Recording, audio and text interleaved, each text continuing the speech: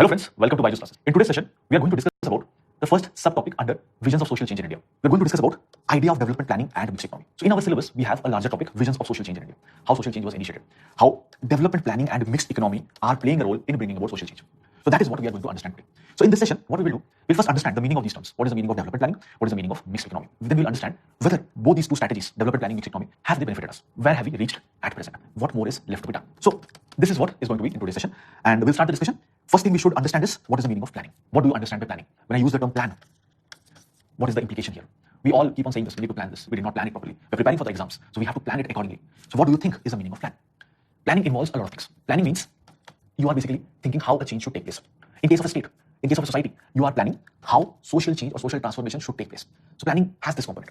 Planning also helps us understand what are our areas of priority. Planning will help you find out which areas need to be focused on, which areas need not get that much attention. For example, there can be a society in which mortality rates are very high. People keep on dying because of health and other related causes. So that particular society, healthcare is the major concern. There can be societies in which there can be consistent natural calamities. So in that kind of society, planning will take into consideration the disaster management. So it will try to ensure that disasters are managed, these natural calamities are managed. So planning helps us understand, or it helps us zero in our area of priority. Apart from that, planning also means allocation of scarce resources for collective well-being. In any society, resources will be limited. How are we going to allocate these resources to different individuals, different institutions, different stakeholders? So planning means this as well. How resources needs to be allocated. Apart from this, planning also means how you are going to mobilize the resources. See, if you are carrying out some developmental activity, you need money for that. Where will you get that money? How are you going to mobilize those resources? That is also part of it. In case you are taking money from outside, you are taking loans. How are you going to repay it? Sometimes we take loans from World Bank and other institutions. How these loans will be repaid back? That also needs to be taken into consideration. So planning involves that. Apart from that, planning tries to maintain a very fine balance between two things: individual aspirations and collective goals. Society consists of individuals. Every individual will have some aspirations. So planning ensures that these individual aspirations are met. At the same time, planning ensures that the collective goals of the society are met. Planning ensures that every individual is able to earn money. But at the same time, there will be some members in society who will be marginalized. They do not have any job. They do not have any way to get 2 square meals a day. So planning will again try to ensure that these people who are marginalized, they are given some social benefits. They are provided some benefits. For example, they might be provided some minimum pension. We have initiated in Indira Gandhi National Old Age Pension Scheme. Those who are above the age of 60, those who are below poverty line, they are given some pension. But how are you going to fund that pension? From the taxpayers' money. So again, tax will be collected from the individuals. Somehow you try to maintain the balance between these two things: is individual aspirations and collective goals. And planning is not only a nation building exercise, but it is also a welfare exercise. You are ensuring welfare for certain sections. You are building the nation, at the same time you are ensuring welfare. So planning involves all these things. Just think about planning, relate planning with your life. If you are planning for something, that means you are trying to bring about some change. If you are planning to write UPSC exams, if you are planning to crack UPSC exams, so you are bringing about some change. Your status is going to change. At present, you might not be having a job, and if you are able to crack the exams, you will be having one of the best jobs in the country. So some change. But again, how will you bring about that change? You have to plan. You have to focus. Some areas of priority you have to focus on. For example, some subjects might be more important, might be more rewarding than others. So you will prioritize your efforts. How are you going to allocate the scarce resources? One of the scarce resources for any UPSC aspirant is the time. You do not have sufficient time at your disposal. How are you going to divide the time among different subjects? How are you going to mobilize resources? That is also important. This exam has its costs. There might be a direct economic cost, there might be opportunity cost. If you are enrolling in coaching somewhere, so you have to pay some money for that. Even if you're not enrolling for coaching, then also there are some costs involved. For example, when you are preparing for the exam, higher chances that you might not be having a job or you might have quit your job. So if you have quit your job, then you are following a salary. You could have been paid for that duration, but you are not being paid because you have quit it and you are specifically preparing for the exam. So some costs are involved. How are you going to maintain those costs? How are you going to mobilize the resources? If you are taking some loans, how are you going to repay it? So all these things are part of planning. So this is about planning. The thing that we are discussing is developmental planning. So the next concept we need to understand is development.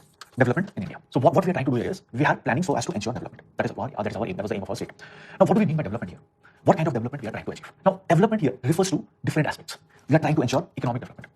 That means economic growth has to be there. We need to be self-sufficient. We need to have industrial growth. We need to have agricultural growth. We need to have services growth. All these things are important. We need to improve our productivity. We need to increase our per capita income. So all these things will be part of economic development. But it is not just about economic development. It is also about cultural development. It is also about social development. All these things are also important. We need to improve our society overall. For example, we have to ensure that people are educated. People have access to education. We have to ensure that the healthcare status of individuals is good. People have access to skills. If inequality is there in the society, inequalities need to be marginalized. Those people who are at the margins, they need to be brought to the center. Tribal development we have to ensure. Minorities, their development we have to ensure. We have to ensure that untouchability and other discriminatory practices against the elites have to be taken care of. All these things need to be restricted. This needs to be abolished, made zero. So social, cultural development, they are also part of development. So not just development. Also our focus is growth with justice. And our planning process has welfare roots.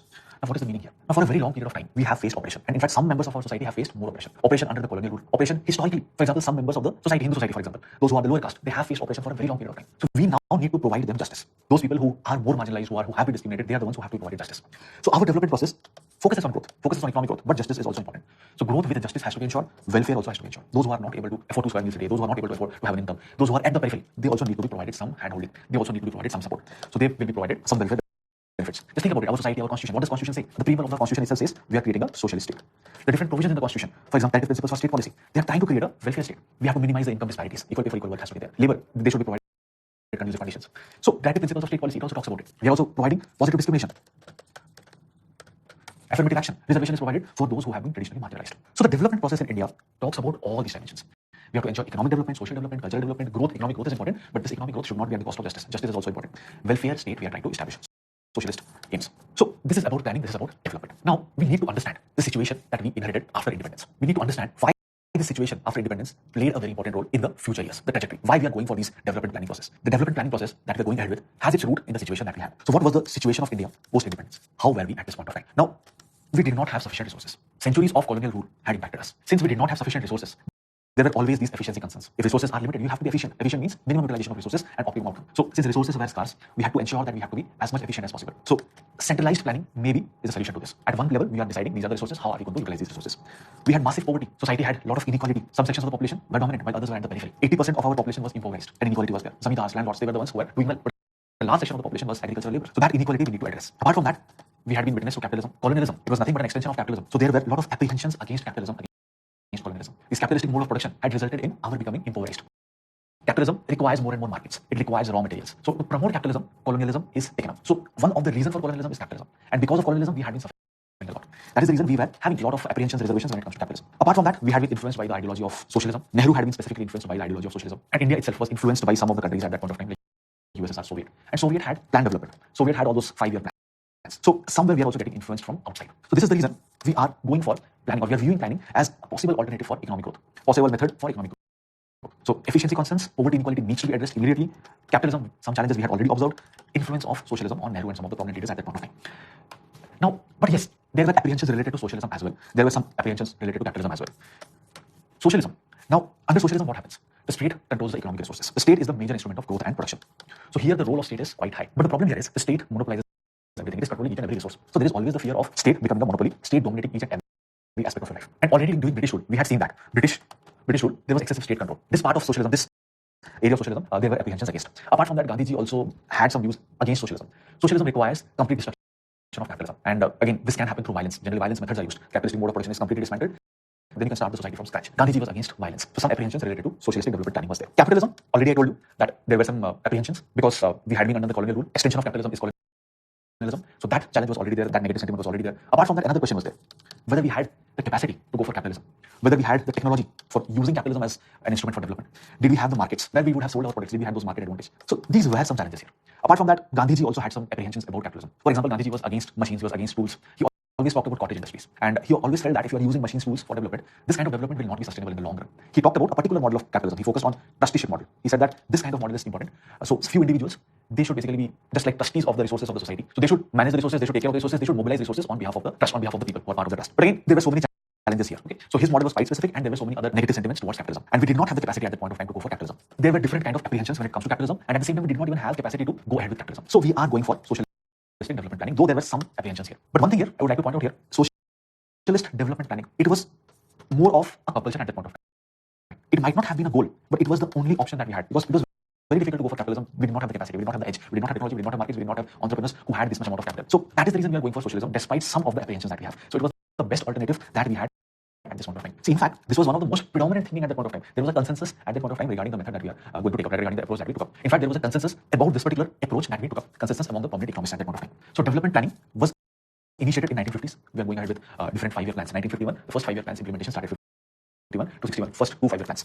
And the focus was on agriculture and heavy industry. Heavy industry was the focus. It was called the Nehru-Mahalanobis model. The main idea was we need to develop our heavy industries. Heavy industries are important for development of other industries. If you develop our own heavy industries, we will not be dependent on any other foreign country. We will be self-sufficient. We will not have to import all these basic things from outside. So as a result of which, we will be self-sufficient. It will ensure our political and economic sovereignty. We do not have to be begging in front of others. We will be maintaining our sovereignty. No other control, no other country can dictate our terms. Apart from that, agriculture was also identified as a focus area. Why agriculture is important? 80% of our population is engaged in agriculture. So if you want to develop India, you have to develop people who are engaged in agriculture. You have to develop agriculture. 80% people are there in agriculture. So these two were the key focus areas. So the dual focus was on agriculture and heavy industry. This model was the Nehru-Mahalanobis model, and planning commission was initiated. And from that period onwards, we have had every 5 years we used to have plans till the 12 5-year plan. So every 5 years there will be a plan, and these plans will basically decide which are the areas which we need to focus on, which areas how much resources have to be mobilized. They will talk specifically in this particular area what kind of schemes we need to take up, what are the targets, what are the parameters by which we can gauge whether we have achieved those targets or not. And they will also evaluate it from time to time. So from 1951 onwards, we started having plans, and it continued till the last plan, 2012 to 2017. That was the 12th 5-year plan. And the main aim here was to improve productivity, to improve per capita income, and also all those things that we saw under development. We are trying to ensure that through this method of development planning. So this is the meaning of development planning. You are planning all these things at the level of the center. We are having special mechanisms for doing that. Planning commission used to set up, and planning commission, which was again headed by, which had a particular organizational structure. Prime Minister will be part of it, and the planning commission had a specific organizational structure. They were the ones who were responsible for development planning from 1951 till 2012-17 last plan period. So this is the meaning of development planning. This is how it was carried out. Now the next important part of this session is mixed economy. Now what is the meaning of mixed economy? Mixed economy means that in this economy, in a particular economy, if both private and public sectors are participating, then it is a mixed economy. So we went ahead with a mixed economy approach. We are having both private players as well as public sector. For example, ONGC, Indian Oil, Steel Authority of India Limited, they're all public sector entities. At the same time, in these areas, you'll also find private players. Reliance will be there, SR and all these other players, SR Steel, Jindal Steel, they're also there. So both private players and public players, they participate in our economy. That is the reason it is called mixed economy. Both are there. So how are we going ahead with it? The state is identifying certain core areas. These are the areas in which the control of the state will be there. State will control these areas, coal, railway, shipping, the areas which are under the control of the state. Then there are certain areas in which the entry of private player was completely restricted. Absolute government control. Defense, for example. Then there were some areas in which both private and public sector can cooperate together. So the entire economy, the different sectors in the economy is divided like this. Some areas are core areas, some areas no interference, no participation of private, some areas both private and public can participate. Now the next question here, why are we going ahead with this mixed economy approach? What was the reason why mixed economy approach was taken up? Now, first thing, at that point of time, Indian state realizes that there is a resource crunch to carry out different social and economic activities. Resource crunch is there. So you require some of the support from the side of the private players as well. Only state could not have taken up all social and economic activities. We do not have sufficient resources. But at the same time, you realize that a large section of the population is impoverished. There is massive poverty, there is massive inequality. So you cannot depend only on the private sector to bring about this change. Private sector, it will have its own motives. Private sector will be primarily profit driven. It will not have all these other obligations. Why will private sector be thinking about decreasing inequality in society? Their main aim is survival. Their main aim is ensuring that they have sufficient profits so that they can continue their existence, they perform, they flourish. So to ensure social justice, private sector could not have played to ensure social justice, only taking the help of private sector might not have helped. And at the same time, private sector also was not that developed in case of India. They did not have sufficient expertise, they did not have sufficient capital, they also did not have sufficient resources. So not that they were also very good. And also, we had apprehensions about the capitalistic mode of production. We are under colonial rule for a very long period of time, and we had seen that. We had suffered under colonial rule. So there were apprehensions against capitalism. Our private players, they were also not well developed. Private players might not be able to bring about social justice. And at the same time, Indian state on its own might have faced difficulties because it did not have sufficient resources. So as a result, we are deciding that we will have involvement of both private sector as well as public sector. And this approach, where both private and public sectors are involved, it is called mixed economic approach. So the aim here is ensuring development, ensuring economic growth, but at the same time, we have to address the other issues, massive poverty, malnutrition, hunger, all these things need to be addressed. So again, this particular approach was taken up under the advice of some scholars, some thinkers like Munnar Midal, Mahalanobis. They are the ones who are playing a very important role. So what all initiatives are we starting under mixed economic approach? What are we carrying out? When it comes to agrarian sector, what was the challenge India faced? One of the major challenges was we did not have food security. We were dependent on other countries for our food requirements. For example, we were dependent on countries like US for food grains. PL480 program of US provided us food grains.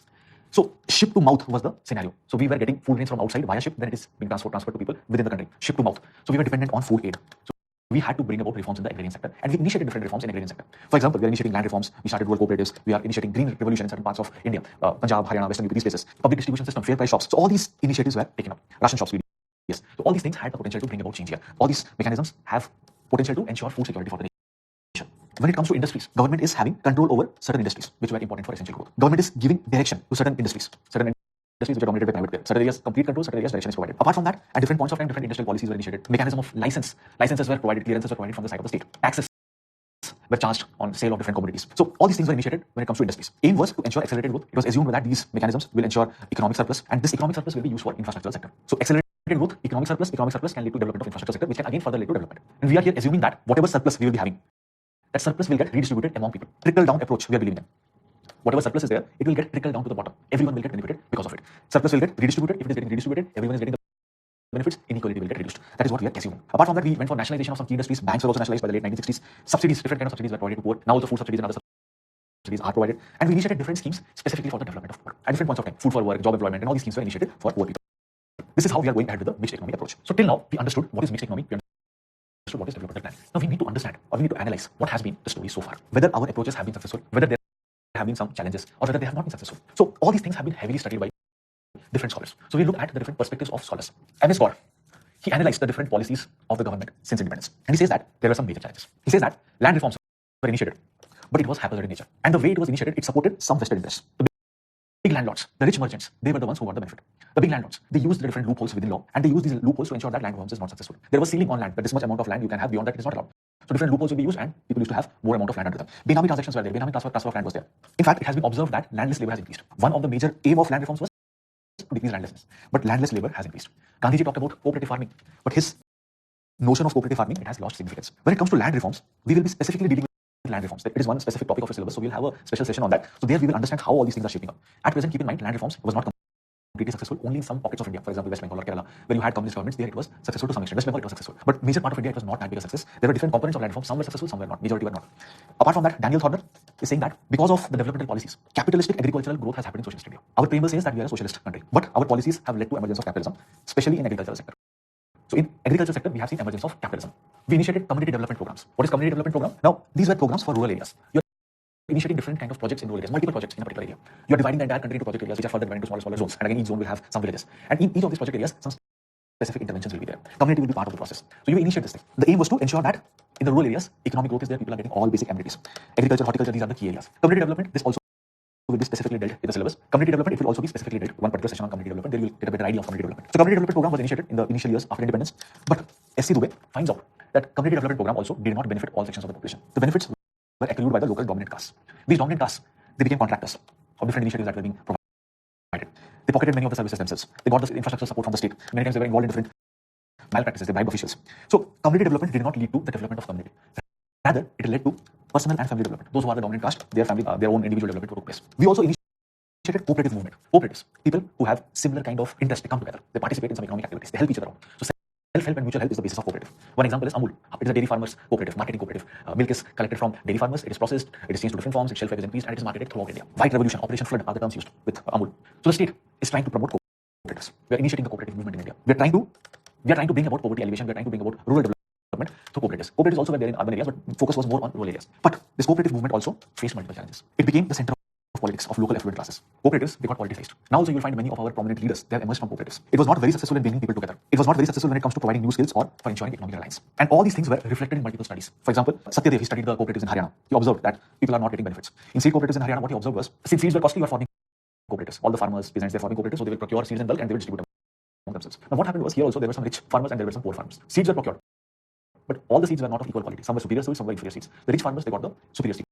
The poor farmers got the inferior seeds. Already rich-poor divide is there. Now, since the seeds are different, production difference will also be there. Rich farmers, production will be more, poor farmers, production will be less. So the inequality gets widened. So this is what Satyadev found out in his study in Haryana. Apart from that, Bhaviskar at Wood, they studied sugar cooperatives in Maharashtra. They also find issues here. Epstein studied irrigation cooperatives in Karnataka. Financial cooperatives in Bengal were studied exclusively by Joshi. So major challenges. Cooperative movements were also not very successful. Cooperative also, we will look at cooperatives specifically separately.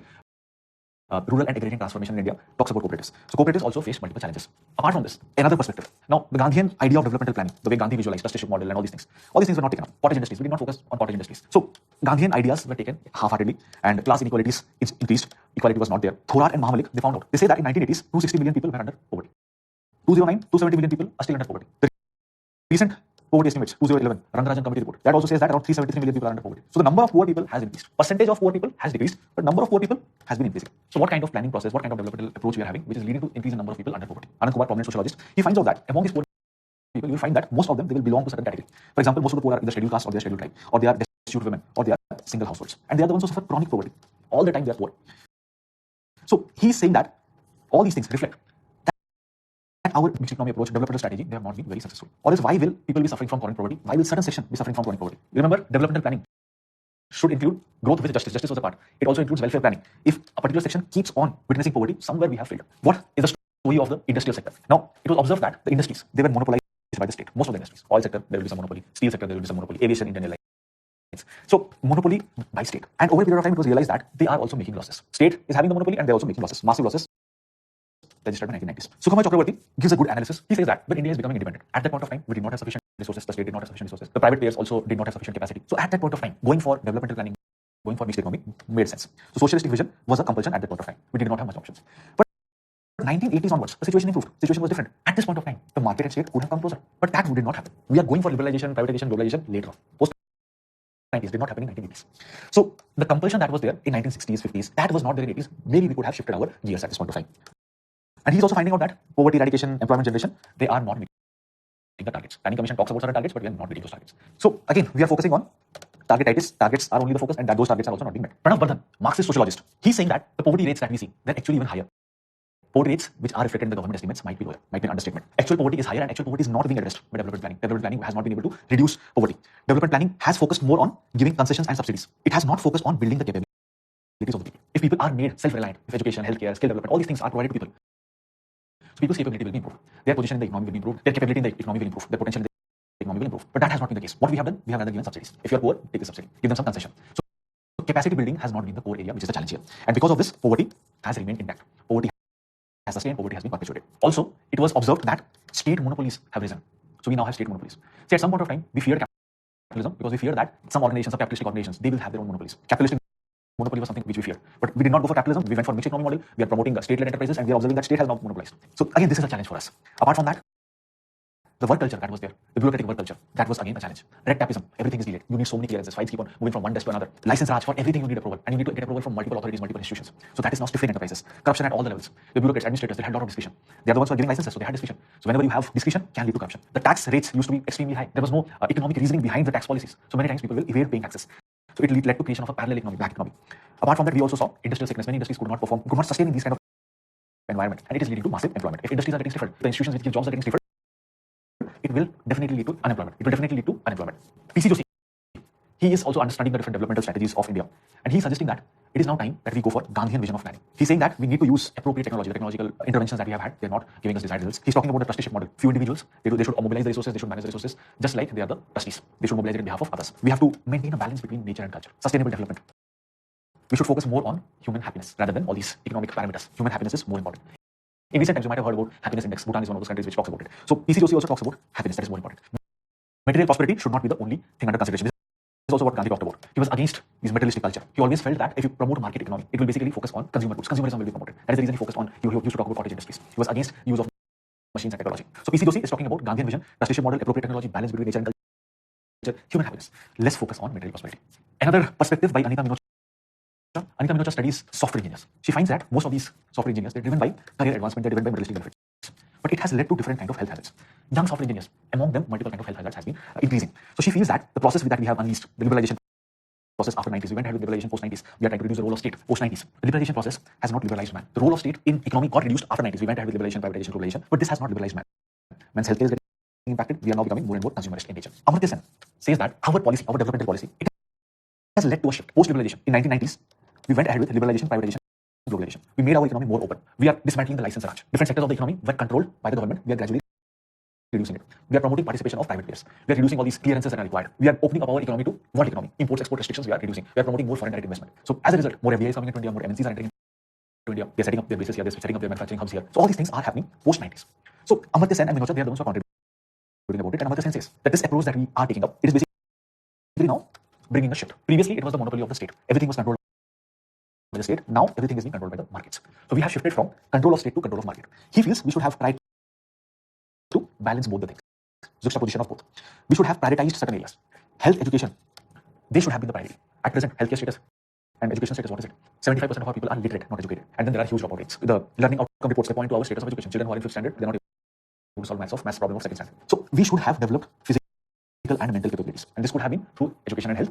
Then only people could have been able to earn livelihood. But this has not been the case. So we need to focus on healthcare and education. Then only people's physical and mental capability will improve. Then only they will be able to earn livelihood. Then only they will be able to gather skills. Then only they will question whenever there is discrimination. Then only they will be able to understand. They will be able to understand their own rights.